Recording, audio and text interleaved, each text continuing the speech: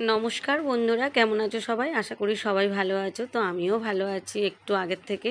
এখন কথা টথা বলতে পারছি, গলার ভয়েসটা অনেকটা ছেড়ে গিয়েছে, প্রচুর ধরেছিল, এখন মোটামুটি কথা বলতে পারছি। তো বন্ধুরা দেখো, এই যে চিংড়ি আর পটল আলু দিয়ে পটল চিংড়ির একটা ডালনা করব, আর আজকের লোটে মাছের একটা তেল ঝাল করব। দুটো রান্না তোমাদের সাথে শেয়ার করব। ভিডিওটা কিন্তু আজকের তোলা নয় বন্ধুরা, এটা হচ্ছে পরশু দিনকার ভিডিও। তো সেদিন আমি দিতে পারিনি, ভিডিওটা পোস্ট করতে পারিনি, আমি একদমই কথা বলতে পারছিলাম না বলে ভয়েস দিতে পারিনি। তো সেই জন্যই ভিডিওটা আমি দিতে পারিনি। তো দেখো বন্ধুরা, প্রথমে আমি চিংড়িটাকে খুব ভালো করে ভেজে নিলাম, আলুটাকেও ভেজে নিয়েছি, পটলটাকেও ভেজে নিয়েছি, নিয়ে সব তুলে নিয়েছি। তো এবার আমি তেলের মধ্যে মেন উপকরণগুলো দেবো। তো তোমরা দেখতে থাকো বন্ধুরা, এই রান্না দুটো ভীষণ সুন্দর, কিন্তু পটল আলু চিংড়ি যেটা করেছি, মানে চিংড়ি পটল আলু দিয়ে যে ডালনাটা পুরো অনুষ্ঠান বাড়ির মতোই করেছি, অপূর্ব খেতে হয়েছে। আর এদিকে দেখো বন্ধুরা, লোটে মাছটাকে আমি হলুদ গুঁড়ো, লঙ্কার গুঁড়ো আর একটু মানে না, শুকনো লঙ্কার গুঁড়োটা দিইনি, হলুদ গুঁড়ো আর লঙ্কার গুঁড়ো দিয়ে আমি এই হলুদ গুঁড়ো আর লবণ দিয়ে আমি খুব সুন্দর করে এটাকে মাখিয়ে রেখে দিলাম। তো দেখো বন্ধুরা, লঙ্কার গুঁড়োর থেকে আমি কাঁচা লঙ্কাটা একটু ব্যবহার করতে বেশি পছন্দ করি। তো বন্ধুরা দেখো, এই যে চিংড়িটা ভাজা আমার প্রায় হয়ে গিয়েছে, তুলে নিলাম। চিংড়ি কিন্তু খুব কাট করে আমি ভাজি না, তাহলে কিন্তু চামড়ার মতো হয়ে যায়। তো চিংড়িটাকে তুলে নিয়ে তেলের মধ্যে আমি গোটা গরম মশলা দিয়ে তারপরে আমি পেঁয়াজ কুচি দিয়ে দিয়েছি, পেঁয়াজ কুচি দিয়ে একটু আদা রসুন বাটা দিয়েছি, আদা রসুন বাটা দিয়ে তারপরে জিরে ধনিয়া আর একটু মৌরি আর হচ্ছে একটু কাঁচা লঙ্কা পেস্ট করে রেখেছিলাম, সেই বাটা মশলা থেকে মিক্সিতেই পেস্ট করেছিলাম, সেখান থেকে কিছুটা পরিমাণ মতো দিয়ে খুব ভালো করে আমি মানে কষিয়ে নিয়েছি। মশলার সাথে পেঁয়াজগুলোকে খুব ভালো করে কষিয়ে নিয়ে তারপর আমি পটল আর আলুটাকে ওই মশলার সাথে ভালো করে কষিয়ে নিয়েছি, নিয়ে পরিমাণ মতো জল এর মধ্যে অ্যাড করে দিয়েছি।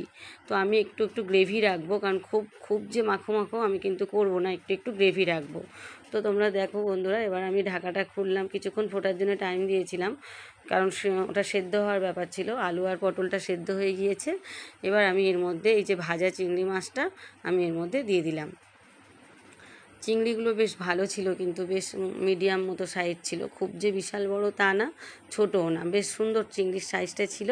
তো চিংড়িটা দিয়ে আমি আরেকটু এটাকে একটু মানে আরেকটু ফোটার জন্য টাইম দিলাম। তো দেখো বন্ধুরা, দেখতে কত সুন্দর হয়েছে, খেতেও কিন্তু ঠিক এত মানে দুর্দান্ত খেতে হয়েছে। তো এবার নামাবার আগে কিন্তু আমি একটু গরম মশলা এর মধ্যে দিয়ে নামিয়ে নেব। তোমরা চাইলে একটু ঘি দিতে পারো, তো আমি ঘিটা আর অ্যাড করিনি, একটু গরম মশলার গুঁড়ো দিয়ে আমি এটা নামিয়ে নেব। তো কিন্তু দুর্দান্ত খেতে হয়েছে। তো পটল চিংড়ি আলু পটল চিংড়ির ডালনা কিন্তু আমার পুরো রেডি। তো এটাকে আমি নামিয়ে নেব, নিয়ে এরকমই গ্রেভি কিন্তু আমি রাখবো, একটু অল্প গ্রেভি রাখবো, কারণ একেবারে মাখো করবো না, ভাত দিয়ে খাবো আমি যেহেতু। তো একটু গ্রেভি রাখবো, তোমরা চাইলে একদম মাখো করে করতে পারো। তো আমি গ্রেভি একটু রাখলাম। দেখো বন্ধুরা, কত সুন্দর দেখতে হয়েছে। তো এবার আমি ওভেনটাকে বন্ধ করে দিলাম। তো আমার এই পটল চিংড়ি আলু দিয়ে ডালনা পুরো রেডি হয়ে গেল। এবার আমি এটাকে নামিয়ে নেব। তো এবার আমি নেক্সট রান্নার দিকে যাব, লোটে মাছের তেল ঝাল। তো বন্ধুরা দেখো, লোটে মাছের তেল ঝালটা আমি কিভাবে করি সেটা তোমরা দেখতে থাকো। তো প্রথমে আমি কড়াইতে সর্ষের তেল দিলাম, দিয়ে তার মধ্যে আমি পেঁয়াজটাকে খুব ভালো করে ভেজে নেব। পেঁয়াজটা ভাজা মতো হয়ে গেলে এর মধ্যে আমি একটু টমেটোটাকে অ্যাড করে দেব। তো টমেটোটা দিয়ে বন্ধুরা আমি একটু লবণ দেব, লবণ দিয়ে এটাকে আমি একটু ঢাকা দিয়ে রেখে দেবো, যাতে এটা নরম হয়ে যায়। তো লবণ দিলে তো অনেকটাই নরম হয়ে যায়। তো ঢাকাটা আমি খুলে দিয়েছিলাম, খুব বেশিক্ষণ ঢাকা দিইনি, দিয়েই মাত্র খুলে দিয়েছিলাম। দিয়ে এবার দেখো বন্ধুরা, এর মধ্যে আমি প্রথমে রসুন বাটাটাকে অ্যাড করে দিলাম। আর এবার দেখো, এই যে জিরে ধনিয়া আদা আর কাঁচা লঙ্কা একসাথে আমি মিক্সিতে পেস্ট করেছিলাম, তার থেকে কিছুটা পরিমাণ তুলে আমি এর মধ্যে দিয়ে দিলাম। তো দিয়ে ভালো করে এবার মশলাটাকে আমি কষিয়ে নেব, নিয়ে তার মধ্যে আমি এর মধ্যে 2 চামচ হলুদ গুঁড়ো দেবো, আর শুকনো লঙ্কার গুঁড়োটা ওই 1.5 চামচ মতোই দেবো, কারণ যেহেতু কাঁচা লঙ্কা বাটা রয়েছে ওর মধ্যে, তাই খুব বেশি আমি কিন্তু শুকনো লঙ্কার গুঁড়ো এর মধ্যে অ্যাড করব না। তো বন্ধুরা দেখো, খুব সুন্দর করে আমি মশলাটাকে কষিয়ে নিলাম, বেশ অনেকক্ষণ ধরে কষালাম, যতক্ষণ না তেলটা ছেড়ে উঠে এলো ততক্ষণ ধরে কিন্তু আমি কষিয়ে গেলাম। এবার কষানো হয়ে গেলে ওই হলুদ আর লবণ মাখিয়ে রেখেছিলাম যে লোটে মাছগুলো, সেগুলো আমি এর মধ্যে দিয়ে দিলাম। আমার কিন্তু লোটে মাছের লোটে মাছের যে ঝুরি ভাজাটা ওটা কিন্তু আমার ভালো লাগে না। আমার কিন্তু এই গোটা গোটা লোটে মাছটা খেতে ভীষণ ভালো লাগে। তো যখনই আমি রান্না করি কিন্তু আমি একটু গোটা গোটাই রাখি। লোটে মাছের ঝুরিটা মানে লোটে মাছের যে ঝুরি ভাজাটা অনেকে খেতে ভীষণ ভালোবাসে, ওটা একদম লোটে মাছটাকে ভেঙে গুঁড়িয়ে দিয়ে ভাজা করে করা। আমি কিন্তু ওটা খুব একটা ভালোবাসি না বন্ধুরা।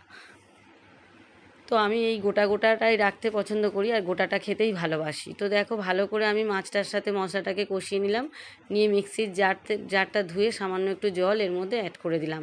এই জলেই কিন্তু ওটা সেদ্ধ হয়ে যাবে। খুব অল্প করে কিন্তু জলটা দিলাম, বেশি দেবো না কিন্তু, কারণ এটা কিন্তু একদম গ্রেভি বা ঝোল কিছুই থাকবে না, এটা একদমই কিন্তু মাখো মাখো হবে। তো বন্ধুরা দেখো এবার ঢাকাটা খুলে আমি শুধু যা হালকা করে এদিক ওদিক করে উল্টে দেব। তো আমি কিন্তু একদমই কিন্তু এর মধ্যে ঝোল রাখবো না, কারণ এটা তো তেল মানে এটা লোটে মাছের তেল ঝাল ঠিক কথা, কিন্তু আমি কিন্তু এর মধ্যে একটু ঝোল রাখবো না। তো দেখো বন্ধুরা এই আস্তে আস্তে এই যে গ্যাসটা মানে ওভেনটা জ্বলছে, আমি ওভেনটাকে একটু জোরে দিয়ে দিয়েছি। ওভেনটাকে জোরে দিলে জলটা অনেকটাই মরে গিয়ে একদম শুকনো মতো হয়ে যাবে, তারপর আমি ওটাকে নামিয়ে নেব। তো বন্ধুরা ধনেপাতা থাকলে ভালো হতো, তো আমার কাছে ছিল না। তো বন্ধুরা টাটা।